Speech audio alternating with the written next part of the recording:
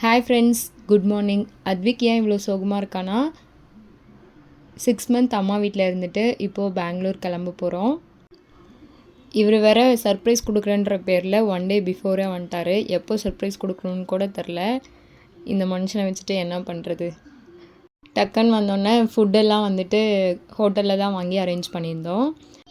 பாப்பாவுக்கு வந்து 1 மந்த் ஒரு அக்கா வந்து தண்ணி ஊற்றி கொடுத்தாங்க. அவங்களுக்கும் ஒரு தேங்காய் பழத்தட்டு, சீலை இதெல்லாம் எடுத்து வச்சு அவங்களுக்கும் சரி நாங்களும் ஊருக்கு கிளம்புறன்றனால கொடுத்தாச்சு. குழந்த பிறந்து எடுத்துகிட்டு போகும்போது கொஞ்சம் ரிச்சுவல்ஸ்லாம் இருக்குது. அதெல்லாம் ஹஸ்பண்ட் வீட்டு சைடும் சரி, அம்மா வீட்டு சைடும் சரி, ரெண்டுமே வந்து எல்லாம் எடுத்து ரெடியாக வச்சாச்சு. எல்லாம் சாப்பிட்டதுக்கப்புறம் டீ வைக்கிறதுக்காக அம்மா வச்சுட்டு இருந்தாங்க. அத்விக் ரெடி ஆகிட்டு ரொம்ப ஃபீல் பண்ணிகிட்டு இருந்தான். எங்கள் அம்மா ரொம்ப அழுகவும் ஆரம்பிச்சிட்டாங்க. அதுக்கப்புறம் பாப்பாவுக்கு வந்து கொலுசு, இடுப்பு செயின் இதெல்லாம் வந்து அப்பா எடுத்து வச்சுருந்தாரு. அதெல்லாம் போட்டு விட்டாச்சு. முன்னாடி நாளே ஃபஸ்ட் டைமாக தாய் மாமா போடணுன்ட்டு போட்டு விட்டுருந்தான். அதுக்கப்புறம் குளிக்கும் போது கொஞ்சம் லூஸாக இருந்தனால கலந்து வந்துச்சு. அதுக்கப்புறம் கிளம்பிட்டு அதுக்கப்புறம் பாப்பா போட்டு ரெடி ஆகிட்டாங்க க்யூட்டாக. கிளம்ப போகிறோம். சரி போய் தாத்தா பாட்டிகிட்டலாம் சொல்லி ஆசீர்வாதம் வாங்கிட்டு வரலான்னு நாங்களும் கிளம்புனோம்.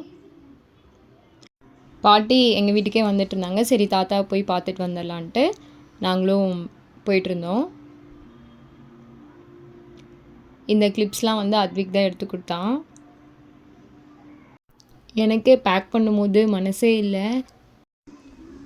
அம்மா வீட்டுக்கு அடிக்கடி வருவோம் தான், இருந்தாலும் திரும்பியும் இவ்வளோ நாள் வந்து இருக்க முடியாது இனிமேல். அதை நினைக்கும் போது தான் ரொம்ப ஃபீலிங்ஸாக இருந்தது.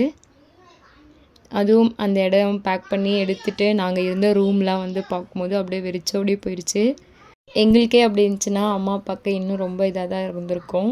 என்ன பண்ணுறது, எல்லாத்தையும் வந்து ஃபேஸ் பண்ணி தான் ஆகணும். நெக்ஸ்ட் ஸ்டெப் மூவ் பண்ணி தான் ஆகணும். நாங்களும் தாத்தாட்ட ஆசீர்வாதம் வாங்கிட்டு வீட்டுக்கு வந்துட்டோம்.